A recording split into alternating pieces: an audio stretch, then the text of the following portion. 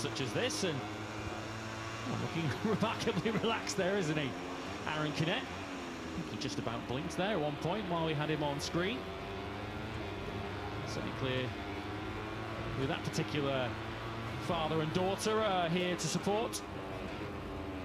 The A44 unmistakably in support of Aaron Canet, who said he had quite a lot of margin yesterday, and boy did it look it, given how fast the pace he was for much of yesterday afternoon, and demonstrated that when he did have to push for a fast lap time, he could set the fastest lap of the day yesterday. He says, if I have what I want from the bike, I know what I can achieve. And if he was asked if that was pole position, he simply said, yes. Not for the first time, Aaron Canet displaying a great deal of self-confidence, but I think if you stripped away his words, there was a little sense of discontent there. Canet, prior to setting his late time attack, was somewhere down in 26th, around there, outside the top 20 for sure. It was a tough afternoon on the whole before he put that late lap in.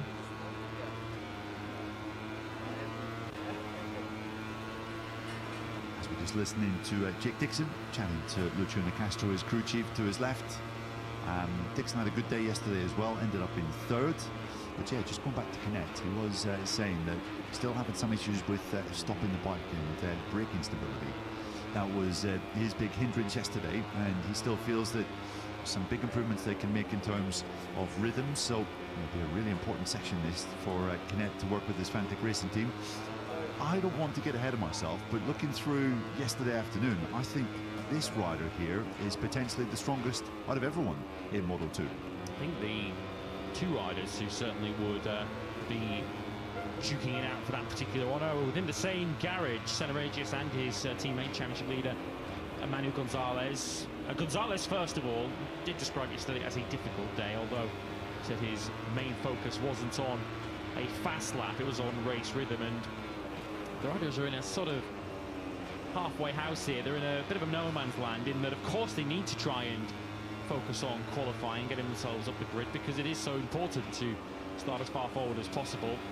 Even if overtaking is perhaps easier around this Von Mello circuit than it was at Belton Park a couple of weeks ago. Perhaps Dan Alonso would dispute that claim. And Manu Gonzalez said that, yeah, he was mainly focusing on a longer run, which meant that when he did go for a time attack, didn't necessarily have the setup that he wanted, and it wasn't quite easy to nail that perfect lap. He was 10th, and Aegis 11th. Well, as Neil mentioned, his long run pace, perhaps the envy of anyone in the Moto2 field, although Senna did say yesterday that perhaps with more laps he cuts on the bike, he is in more pain. Of course, having recently returned from not only a pretty serious bang to the head in Austria, but also some pain in his hand and wrist, and still tweaking and, yes, trying to sort out the best position, the best seating position on the bike was Senna yesterday. I'd say that was particularly something that he was still trying to nail down. So you can't necessarily describe this weekend as a comfortable ride for the number 81, but when he has been on the bike, he's certainly been fast on it. Yeah, he certainly has. 21 lap race tomorrow though, in what should be pretty warm conditions. Could be a real test for Senna, who's still carrying one or two bruises and bumps after that nasty collision in Austria 3 weeks ago. But as I was saying, there are a whole host of names that looked pretty strong yesterday afternoon. We'll come on to a bit of a deep dive into what we saw in practice when we were looking through the times earlier this morning. But that rider there, Albert Arenas, featuring that special one-off crash helmet, was also looking fairly good. We do know that Arenas loves this track, has a good record here, and prior to this year had his only Moto2 podium finish at this particular venue. Barry Baltus, another name that looked quite strong as well. So the Belgian looking back somewhere towards his best after a couple of difficult rounds in both Austria and Hungary. Good to see the Belgian flag being waved up in the grandstands. Yeah, I'd say Baltus's longer run yesterday was also pretty impressive. The more we looked at his general lap times, the more impressive it got. Ended the day in 13th place overall. The general race pace we were seeing from the likes of Aegis and Gonzalez was low 43s, although that did start to drop off the longer through the run we got. Gonzalez was doing 43.5s at the end of his 12-lap run. Senna-Regius was also doing 43.5s, having started on a 42.3 at the start of his run. It was Barry Baltus. He started his run with a 43.1 and was still doing 43.6s 13 laps into his run. So keeping a relatively consistent pace, and that's going to be the key, isn't it? That's going to be the trick across the Grand Prix tomorrow. Canet said it himself, it is going to be a management race tomorrow over 21 punishing laps, both punishing on the body, punishing on the mind, punishing on the tyres around this circuit to Barcelona-Catalunya layout. The fastest rider at the start of the Grand Prix might not necessarily be the fastest rider at the end of it. Yeah, and what you do see here, certainly in Moto2, MotoGP as well, is the kind of the difference between the times at the start of the race to what they're doing at the end can be in seconds rather than in tenths like we have at some other circuits. So that is also something to keep an eye on. The pace can drop away in the last couple of laps by big chunks of a margin. And yeah, the timesheets at the top yesterday, I mean, obviously there's a couple of the favourites in there, but I don't think it is necessarily the fairest of representations. It's clear that a whole host of names can go ridiculously fast here over a one flying lap. I mean, we had the top 14 separated by less than 0.3 of a second yesterday afternoon in practice. But as Lewis said, it is about what riders will be able to do after 13, 14, 15 laps on the same set of tyres that will really determine who is going to be walking away with the victor's trophy. So yeah, plenty to get excited by. In Moto2, we talked a lot this year about how there's been a great variety. There's also been a great level of racing, and I'm quite enthusiastic, quite optimistic about the chances of another enthralling contest tomorrow, Lewis. It's not just rear tyre as well that the riders have to be careful to manage. It is also the front tyre. Danny Holgado was particularly interesting on that yesterday, as Danny Munoz shows the suboptimal way to take the final corner as he scampers off onto the green tarmac on the exit of turn 14. Holgado said yesterday, as strong as he was and as blisteringly quick as he was over one lap, fastest in the morning in free practice one, second in practice, only beaten by that 42.1 late on from Aaron Canet.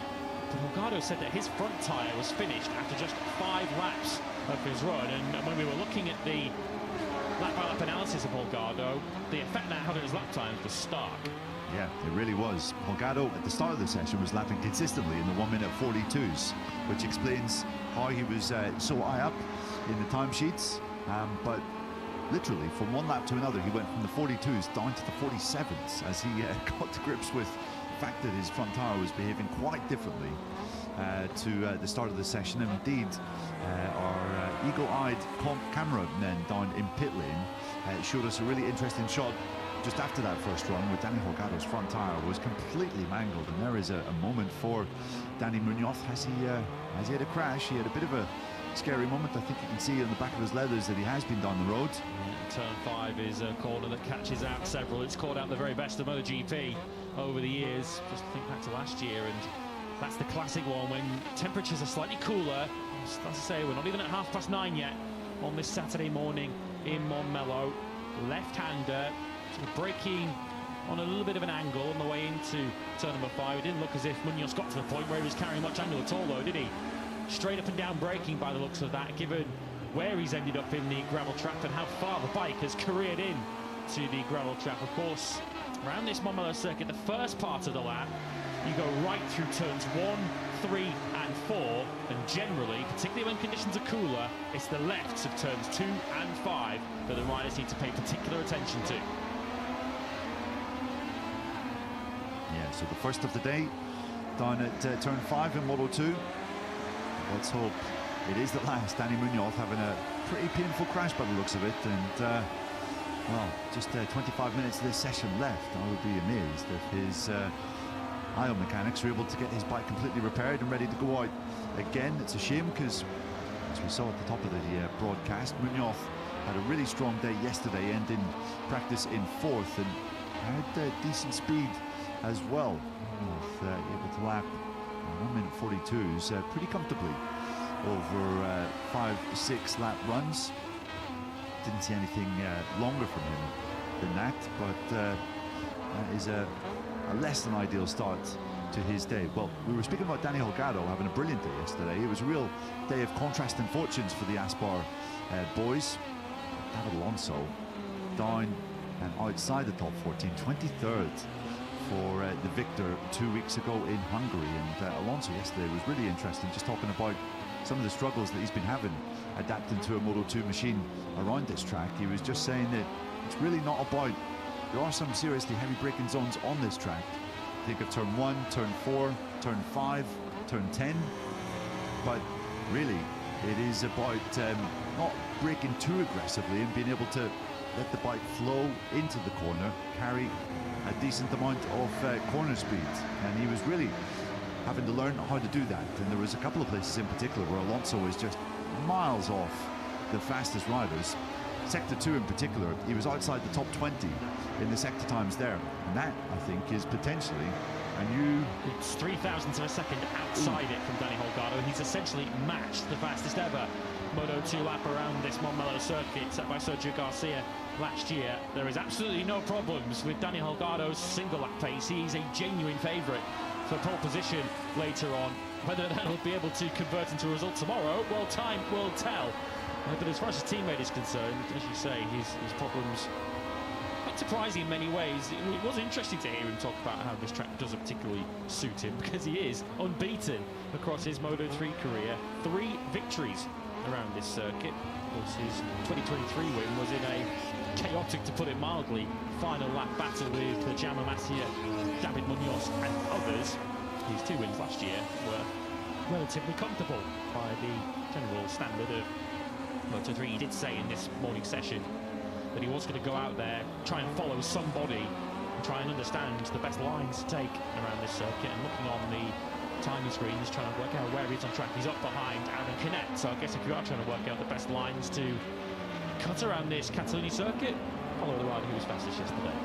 Yeah, absolutely. And I was saying he was struggling in a couple of particular places, sector 2 and sector 4. Sector 4 he was losing half a second alone in essentially these fast rights, turn 13, turn 14, which bring this lap to an end.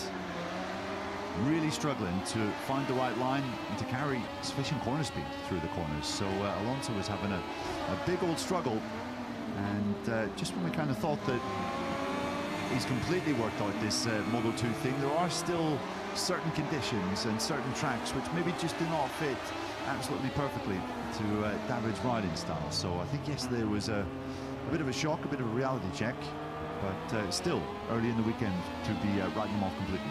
And he's clearly demonstrated this season that he is able to overcome setbacks. He's able to overcome some early issues. That team communication is correct from Herrera. They're clearly indicating how long this first run is going to be in this free practice 2 session. We are expecting many riders, including Alonso and Holgado and Aspar, to potentially do this entire session in one run. Holgado saying yesterday that their plan for this morning session was a race simulation. Perhaps he might have gone up a compound on the front tyre just to give himself that extra support and longevity over race distance. Holgado currently a third of a second clear of Manu Gonzalez. Jorge Navarro's up in 3rd place at the moment on a 42.2. And 6/10 quicker than he went yesterday. Navarro's going to be in qualifying 1 later on. And Alonso will be taking some, I guess, crumbs of comfort from what he's done so far this morning. Already a 142.554 from Alonso is thick end of half a second quicker than he went at any stage yesterday. It's fair to say he's been in deeper holes than this in his rookie Moto2 season and emerged on the other side. Spoke after his victory in Hungary last time out of spending a lot of time in tears through his rookie Moto2 season, particularly in the early parts of it when he was really struggling to understand the fastest way to tackle Moto2. So with that experience in the bank, we know how intelligent he is, we know how good he is at learning and understanding and fixing problems. You certainly don't expect David Alonso to be in the deep depths of 23rd place in the standings for too long. No, you certainly don't, and he has proven already this morning that he's able to find big improvements. He's half a second faster than he was at any point in practice yesterday. Alonso already up into 6th position, so decent stuff. That toll that he's getting from Aaron Canet currently is proven to be quite useful, quite valuable. I did have one or two fears when I saw him down and outside the top 14 yesterday, outside the top 20 in fact. This track, grip characteristics anyway, we're probably talking lower levels than somewhere like Argentina. Argentina was arguably his most difficult weekend in Moto2 to date. Obviously that was way back at the start of his adaptation to the class and to the bigger Triumph 765 engine. But do not expect him to be outside the top 20 all weekend, as he's proven in this session as it stands. So Canet has started fairly well, as has Alonso, 5th and 6th for the two Spaniards. Well, it is interesting, isn't it, watching them on track, that Alonso is staying with Canet on this run. They've been together since this session began. This is a bit of a fact-finding mission, this, for David Alonso. This is I guess, a tutorial that Aaron Canet is putting on for him in this Moto2 session, and we've seen it in the very front of Moto2 this season. It's been a bit of a criticism, perhaps rooted in a little bit of envy and jealousy of Diogo Moreira, that, oh, he's only fast when he follows people. But if you can learn by following people and then put it into practice on your own, then you know, it's all about the results of the Sunday at the end of the day. How you get to that point is entirely up to you.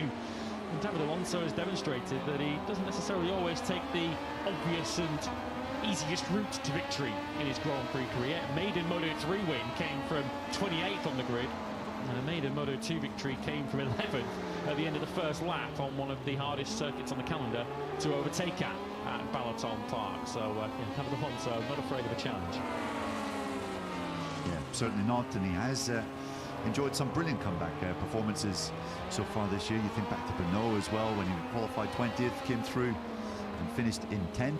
So decent start to the session and decent tactics, you would have to say, what he is doing here, just up behind Aaron Canet. It's been a decent day so far for Jorge Navarro, who's been tucked in behind Philip Salax. Navarro had a crash yesterday, which is detrimental. It was in the morning, wasn't it, when Navarro crashed? Yeah, so first practice in the morning, yeah. First practice, so yeah, but we do know that Navarro does like this track. I think he had his first ever Moto3 victory here back in 2016. So happy memories for him at this circuit, and he wasn't a million miles away when he wildcarded last year for the Forward Racing team. And yeah, one of the better performances we've seen from Jorge Navarro in some time, up there in third currently. Yeah, he'll be one of those fancying his chances at qualifying one later on, a Q1 session that involves, as mentioned, 3 of the top 10 in the World Championship in Vietti Arenas and Marcos Ramirez. Along with that, of course, we have Alonso, most recently, who's of course down in 14th in the World Championship, but certainly relatively mobile in the championship. Tony Arbolino, another one who's in qualifying 1, although he was remarkably happy at the end of practice yesterday for someone who's going through qualifying 1, and he pointed on something which could be particularly interesting in the Grand Prix tomorrow. He says he feels that the tyre drop isn't quite as severe on the Boscoscuro as it perhaps is on the Calex, which could potentially play into the hands of the likes of Jake Dixon and Philip Salac, perhaps the more fancied Boscoscuro runners in tomorrow's Grand Prix. Historically, that's always been one of the Boscoscuro's strengths. They talk about sometimes having a bit too much grip, which on high grip circuits can play a bit of havoc. And we've spoken a lot this year about how one of the main deficiencies of this year's Boscoscuro with the grippier Pirelli rear rubber that we've been bringing, they've been bringing this year to Moto2 tyre allocations. It's been just leading to a little bit of chatter, sometimes a big bit of chatter, which has really been detrimental to their speed. But when we come to these places with low grip, the fact that the chassis can naturally generate quite a bit of grip is actually to their advantage. And historically, it's always taken really good care of its rear tyre as the Boscoscuro chassis in years gone by, and you've seen that reflected in some of the results that we've had here in Barcelona. You think back to 2012, Andrea Iannone was the victor on that day. Fabio Quartararo taking his one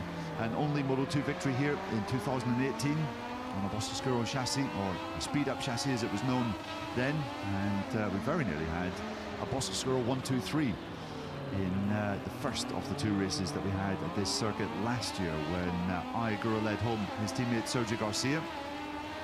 I mean, Aldeguer would have been in the mix as well had he not made a total mess of his long lap penalty done at turn 1. So from that, I think we can glean that the Cisco's are in decent shape, and I think Guevara and Jake Dixon in particular yesterday were examples of that. Two names that I think can definitely count themselves as podium contenders. Yeah, Ethan Guevara was 9th yesterday in practice. Very grateful over a couple of weeks to rest his injured hand, which he damaged in Austria, and really did impact on his weekend in Hungary.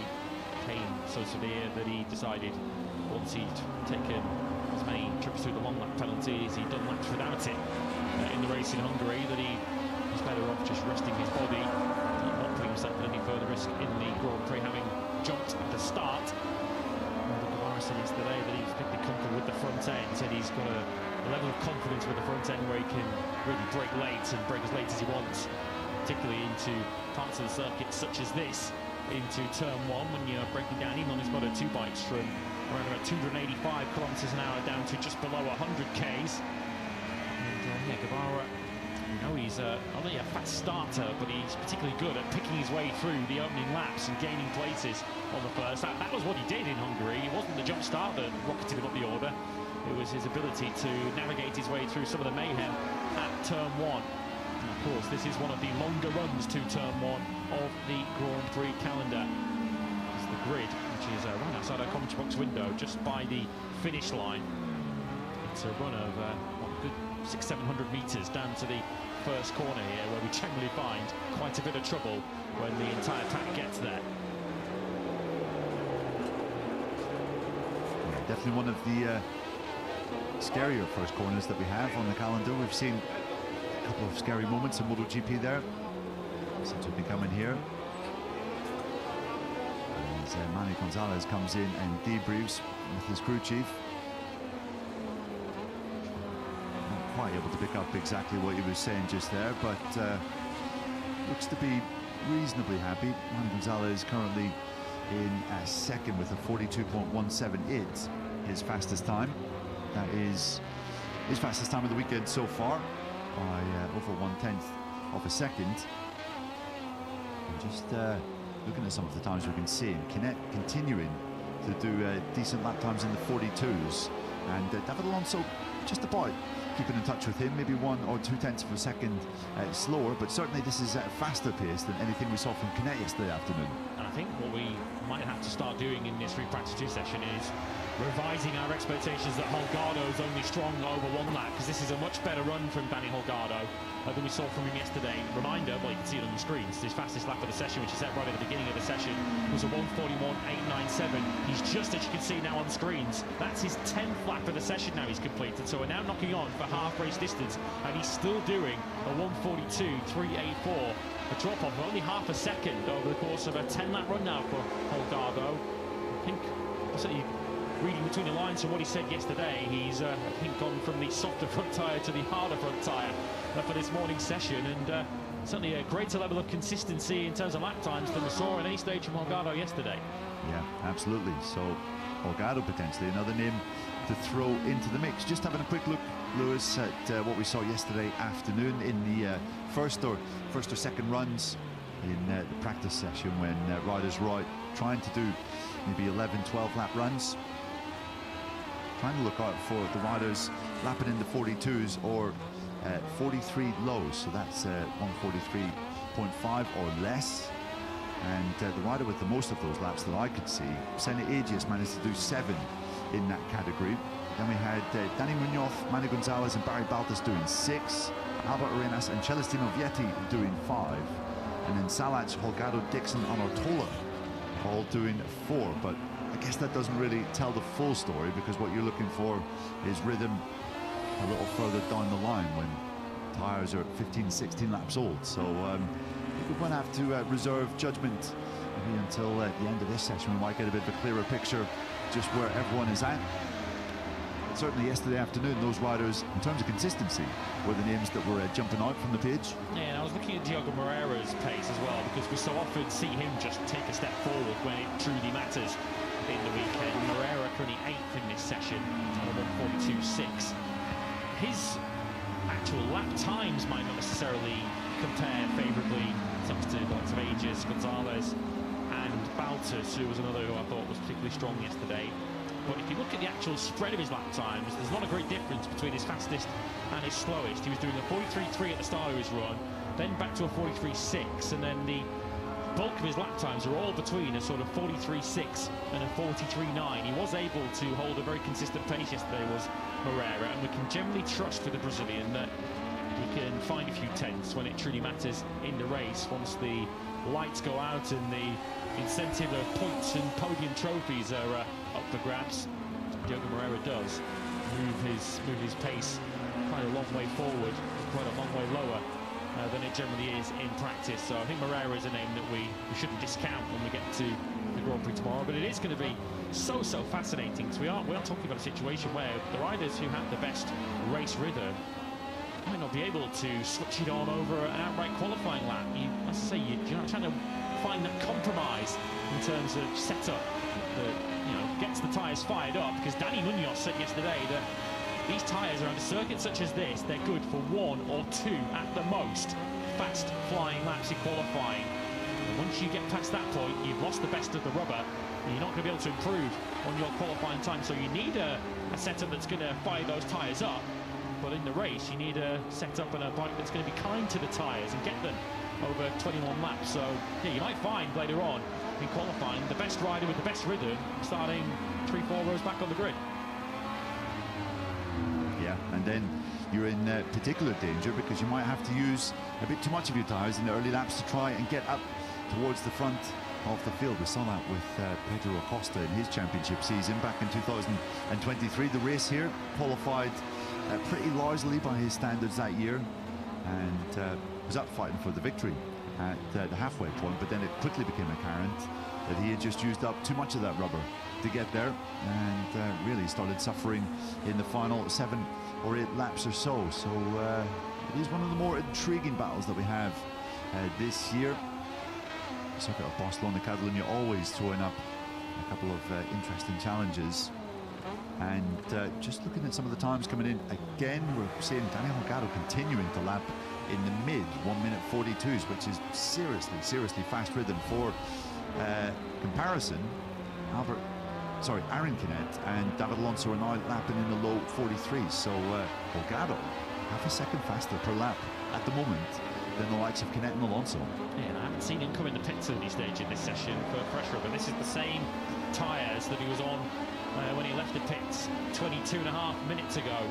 So Holgado definitely throwing his hat into the ring this morning. He was already a genuine front row contender, perhaps now underlining that he might have the consistency and longevity to fight for victory tomorrow and potentially become the second Aspar rider in as many Grand Prix to take his first Moto2 victory. Getting a long way ahead of ourselves yet, of course. Qualifying still to come later on. But that last lap from Holgado that he's just completed, a 1:42.617. And just to underline how strong he's being, I'm pretty sure that's the slowest lap he's done in this session to date. He's now put 13 laps on those tyres. A race distance, remind you, tomorrow is 21 laps. As we see, Senna Aegis currently down in 20th. They've been pretty quickly here, just up ahead of Chastino Vietti. Aegis has a bit of a storied history at this circuit. He was fighting for the podium here 1 year ago. Had a long lap penalty, which he felt cost him a chance of finishing on the podium. You look back to his days in the European Moto2 Championship, which he won back in 2023. As Aegis goes into second, not a million miles away from Dani Holgado's quickest time. But he really arrived on the scene in European Moto2 Championship. I think it was the year before that, 2022, and really caught the attention of a lot of people in that paddock. His current team boss, Jürgen Ling, told me that they have a team in the European Moto2 Championship, and someone from that squad said in 2022, called Jürgen and said, keep an eye on this young Australian kid, because what he's doing on a fairly private entry bike is quite remarkable. And from there, Jürgen was a keen follower of young Senna's career.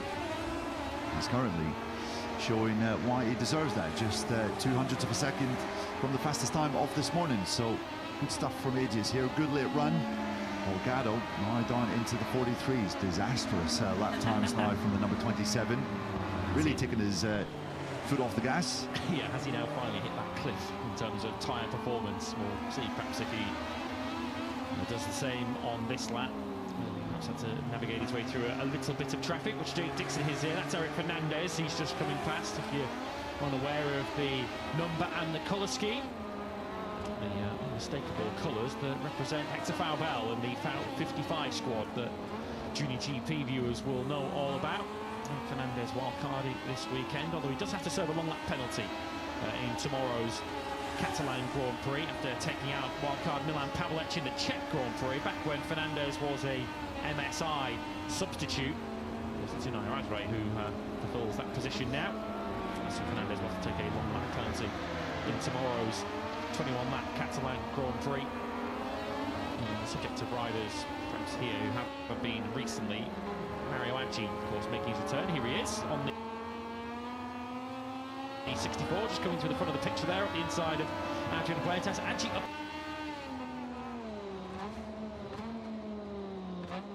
in 8th place in this session, so a good run for him this morning on a 42.4. That's 7/10 quicker than Aggi went yesterday. And then the best news from an Aggi point of view for the Indonesian fans watching in the sort of late afternoon over in Southeast Asia is that Aggi said he felt no pain or discomfort at all yesterday.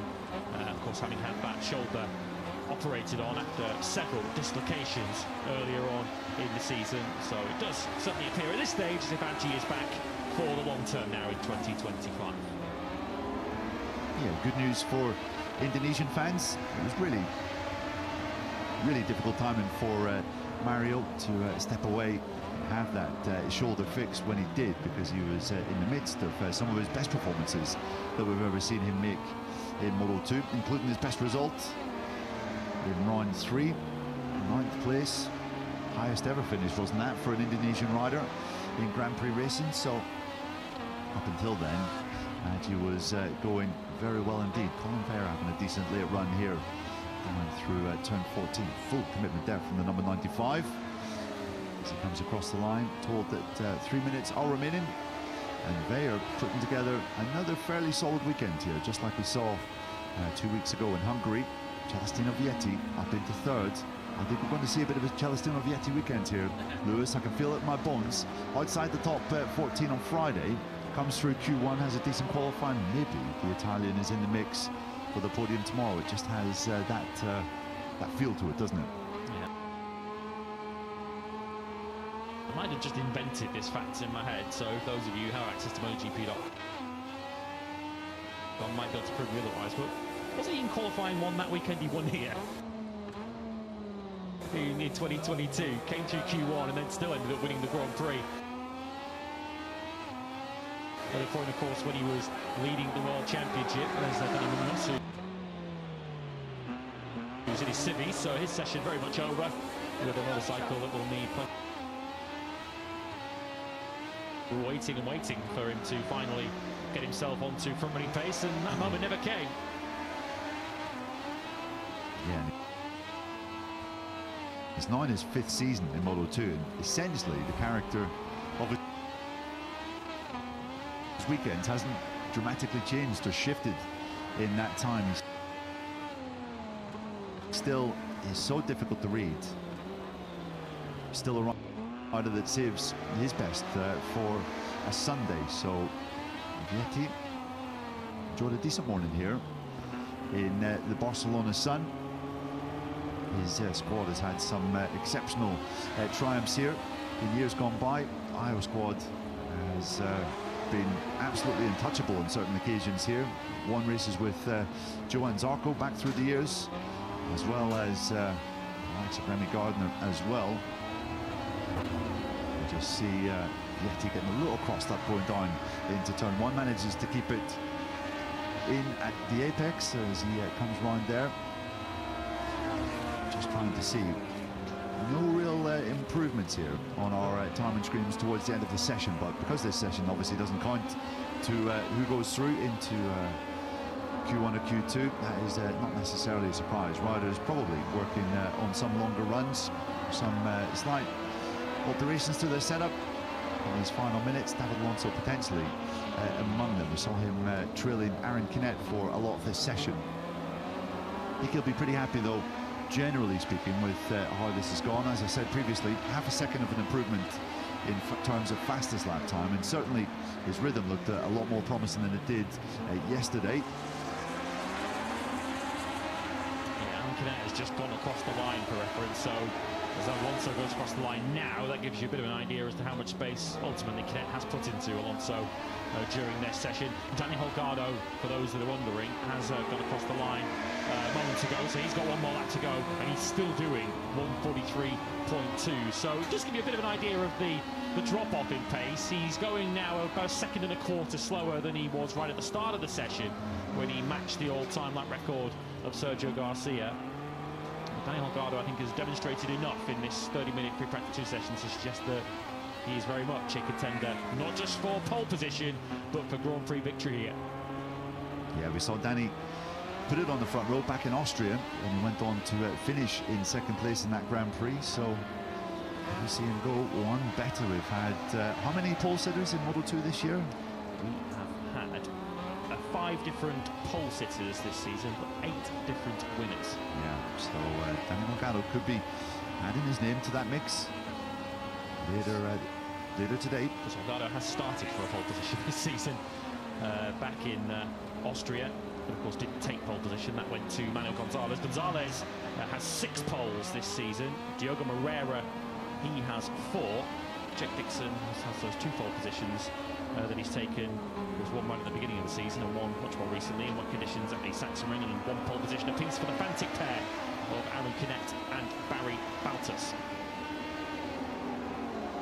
Yeah, surprising that, isn't it? We're 14 races in, Aaron Canet just 1 pole position so far this season. That is very un-Aaron Canet-like. We know over a flying lap he is one of the fastest names in this category, if not the fastest. As checkered flag is out and this session comes to an end, Danny Holgado just a million away from the all-time lap record in this Moto2 category. Perhaps we will see it go in qualifying this afternoon, but Holgado's certainly looking like he could be on pole position later today. Senna Aegis, I think, is another name that we have to factor in to the pole fight. The Australian has made a pretty successful return from that nasty injury he sustained back in Austria. 2nd fastest for him, and then we'll be seeing Q1 enlivened by the number 13 of Celestino Vietti, no doubt. Vietti following a fairly well-trodden path, isn't he, that we've seen by him in GPs and years gone by. Coming through Q1, do not rule him out for a potential front row in the back of what we've seen so far this morning. Don't rule out this one either. The World Championship leader, Manuel Gonzalez, who will lead the World Championship away from Catalunya tomorrow, whatever happens. His 25-point advantage cannot be overhauled. It can be matched by Aaron Canet with victory tomorrow and a non-score for Gonzalez, but he has taken more victories this season. He's taken 4 wins to Aaron Canet's 1. So whatever happens, it will be Manu Gas who leads the World Championship when we head to Misano next weekend. We'll head there with another new Moto2 winner, Danny Holgado, suggesting that their answer could be yes. He was quickest in this pre-practice 2 session, just 3 thousandths off the all-time lap record from Sergio Garcia a year ago. Senna Aegis 2nd ahead of Vietti Gonzalez, Navarro for forward 5th. Then came Arenas via Salach, Dixon and Mario Adji 10th. Canet 11th, having topped yesterday. David Alonso making steps in the right direction, 12th ahead of Roberts Moreira, Escridge, Ramirez and Ethan Guevara. Ayumi Sasaki 18th ahead of Darren Binder and Adrian Huertas. Barry Baltus, a low-key morning for him in 21st ahead of Alonso Lopez and Zonta van den Gorbo. Tony Arbolino 24th. He will feature in Q1 later on. Ivan Otola, Unai Radre, Yuki Kuni and wildcard Eric Fernandez completing on 28th and set of time. Of course, Dani Munoz didn't, having crashed at turn 5.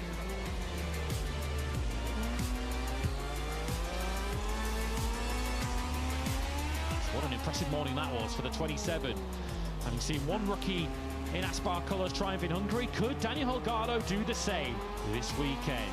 He was quickest on this Saturday morning in Barcelona. MotoGP pre-practice 2 is moments away.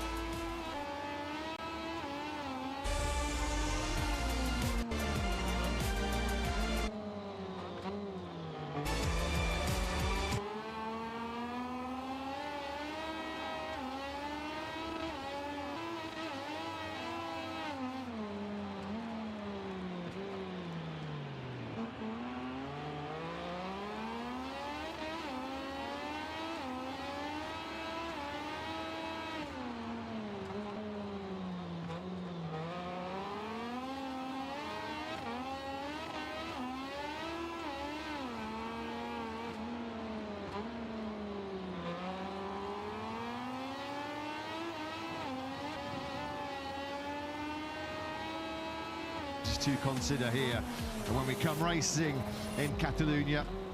Turn 3 and turn 14, two of the most punishing on the circuit for the tyres.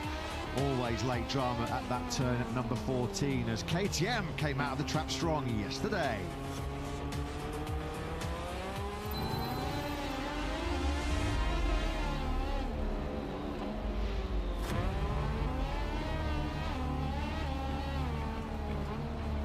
It's a very good Saturday morning to you, wherever you are watching in the world. You join us live at the circuit